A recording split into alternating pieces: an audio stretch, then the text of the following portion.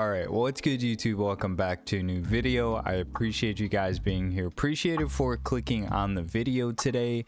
For today's video, we got some more Black Ops 7 intel. We're going to be looking at some of the prestige icons, actually all the prestige icons, as well as some Black Ops 7 maps, because some more screenshots did get released for the maps. But before we jump into that, over 87% of you guys who watch the videos on the channel are not subscribed. So if you guys enjoy the video at any point, all I ask is that you consider dropping a sub if you haven't already. But without further ado, as you guys can see, we have all of the prestige icons 1 through 10, and then this one obviously being prestige master. There's been a lot of talk about these icons looking AI generated. I do have to agree a little bit. If a real artist did design all these, kudos, props to you. Last year with Black Ops 6, they definitely looked worse. I think they definitely improved. I just don't feel like there's a theme or cohesiveness to them. I keep referring back to the olden days of the prestige icons, but they really did stick to a theme. I think of games like Black Ops 1, like COD 4, like Ghosts, even like AW, like even though they weren't the most flashy, they all stuck to a theme. Same with like Ghosts, MW3, you had like the colorful theme and everything like that. So I don't think they're bad. Like, they look incredible, they just don't look like prestige icons, if you know what I mean. Like, you're not going to be able to tell like a lot of these details, and a lot of these they're gonna look a lot different when you're just in a pregame lobby, you know, and all you can see is like the tiny version of the icon. So but if they bring back the legacy icons after you hit prestige master level 100, 200, 300, so on and so forth, I don't think it's bad. I just think they could have done a lot better. Yes, do they look amazing? Sure. Do they look amazing as prestige icons? I would have to say no. But moving on from the prestige icons, like I said, we did get a lot of screenshots of a lot of these maps, so I just kind of wanted to go through them and get my thoughts over them. I know a lot of them we played in the beta, so starting with Blackheart, this is our small map this year. Obviously we're still getting Nuketown 2025, but this is their original Black Ops 7 small map. It's got a lot of opportunity towards middle for the wall jumping, wall bouncing, whatever you want to say. It's a bang out, so looking forward for this one in pubs for sure. Moving on to Colossus, this is another core 6v6 map. We didn't get this one in the beta, but it does look pretty interesting. It does look like you're going to be able to, actually I don't think you're going to be able to get on this outskirt because it is all water, but definitely a lot of spots on like outskirts, being able to, you know, wall jump and wall bounce around the map. So I'll be interested to see. The inside doesn't look too bad either. It's kind of like this old like middle of the ocean station kind of deal with like a crash plane and stuff. So that one looks pretty cool. Moving on to Cortex, this is probably one of my favorite ones that we got in the beta. I just loved the aesthetic of it, kind of like the outdoor on the coast, but you still got like this indoor facility. You got these people in these tubes and stuff. Like, it was really cool. I'll be interested to see how they changed the doors and everything on this map, because that was like probably my only complaint about it. Moving on to Den, which I believe this is part of Ashika Island's castle. If you guys played Ashika Island, I believe this is the one where they basically just took the castle, copy pasta, put it in to a Black Ops 7 map. But the whole Japanese aesthetic, the castle, I love it. So I think it looks really good as far as how the map is going to play. It does look pretty big. I noticed on a lot of these, like a lot of the overheads, at least from the minimap view, looked very big. So I'm a little concerned. It does say medium sized here, so again, we're gonna have to see. Exposure, another one we played in the beta. I really like this one. I really like the colors of it. Kind of like in the middle of nowhere, desert, all the satellites or solar panels, whatever you want to call them. So exposure, I think, will be another staple this year. Again, they consider that a medium size. So taking a look at our first remaster, Express, it looks very similar to how Express was. Obviously the train is going to be moving. You have top cat on both sides. We have top lockers, obviously the site down here. So I'm excited to watch this one. I hope it's in competitive. I think Express was always a great S&D map. You know, you 4-hit down Rihanna to see who can get a pick and all that good stuff, or you switch it up and leave the guy on the catwalk with the DSR. I think it plays well for S&D. Again, going with the whole futuristic Japanese aesthetic, I think it looks good, all the advertising and stuff.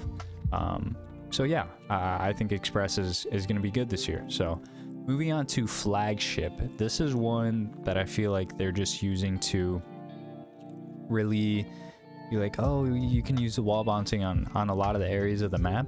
I don't know how to feel about this one. Obviously it looks like some like construction site with all the shipping containers and stuff.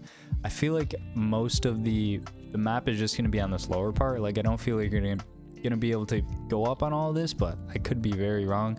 This is small size, so I don't know. I guess it does look pretty small looking at the overhead view. But moving on, again, we have another one of our Black Ops 2 remasters, Hijacked. You can't go wrong with Hijacked.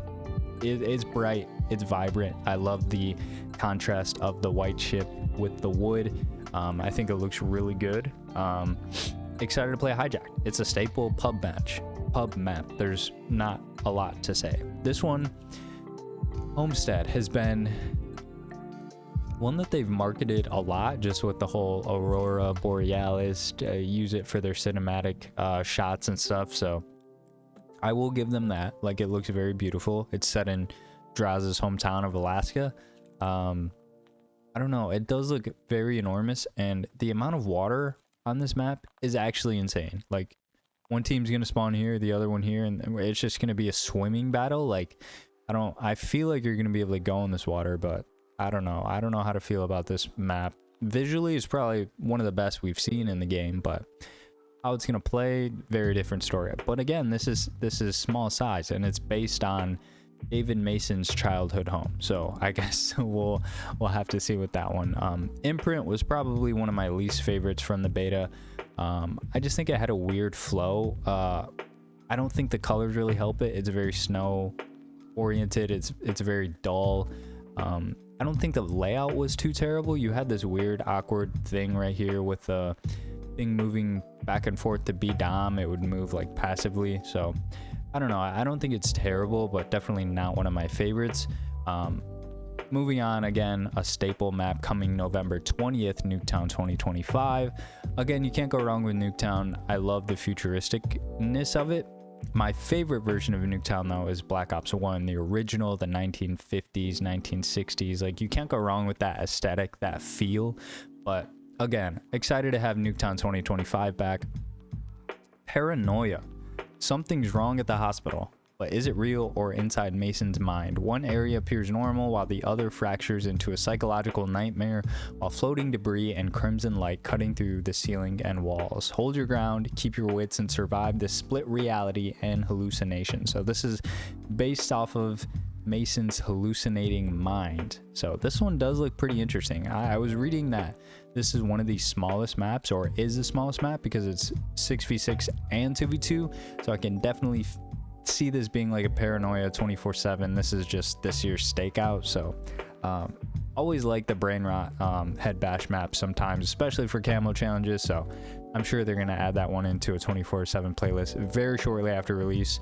One of my most anticipated maps this year, Raid. Obviously, it's getting the whole Japanese aesthetic overhaul. I mean, just look at the contrast. This map is the best map in COD history, whether you like it or not, whether it's been brought back 20 times or not. It's just the most balanced, it's the most fun, it's the most competitive. It plays well on every single mode: free-for-all, team deathmatch, domination, hardpoint, search, CTF. They're probably gonna play Overload on it this year. So super excited to watch Raid in competitive, super excited to play it in pubs. Can't go wrong.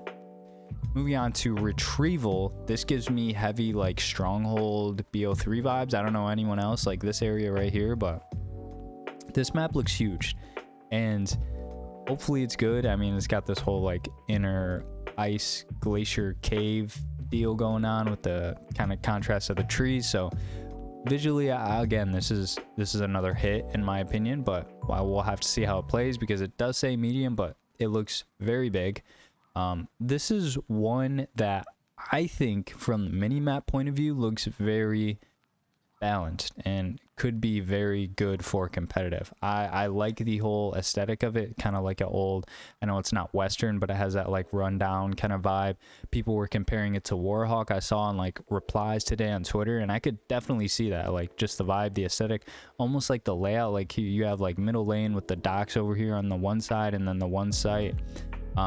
So I'm excited to play this one too. This one looks very flowy. It looks like just like a really good COD map, if you know what I mean. The Forge, again, not one of my favorites. I do like all the aesthetics of it, the reds, the greens, the blues, the whites. So I think this one could be okay for competitive if they change some stuff with the doors, especially like on this side. There's the one like automatic door over here. So I think for their marketing and for their game, it was a very good map. Like you can market a lot of the stuff like the spinning stuff and all the wall bouncing opportunities. But again, and they have this as medium size. I would almost consider this as like a smaller map, but maybe that's just me.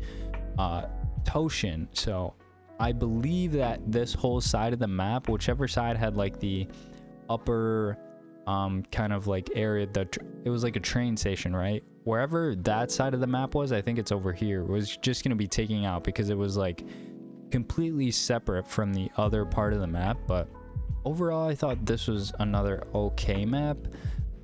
Probably not a competitive map, just more of a public match map, but I think Toshin's okay. Mission Edge, I think this is one of the, so this is the skirmish map, which is going to be 20v20 ground war.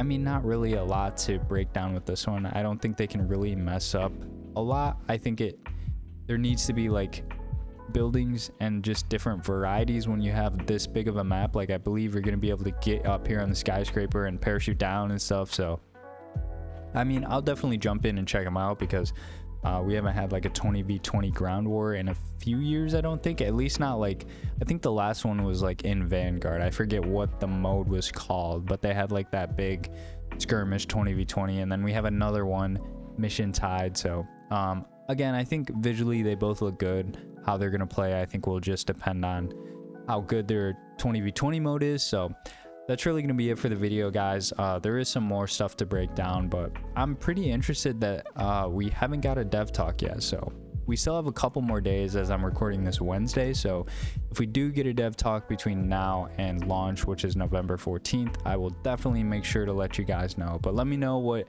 map you're most excited for.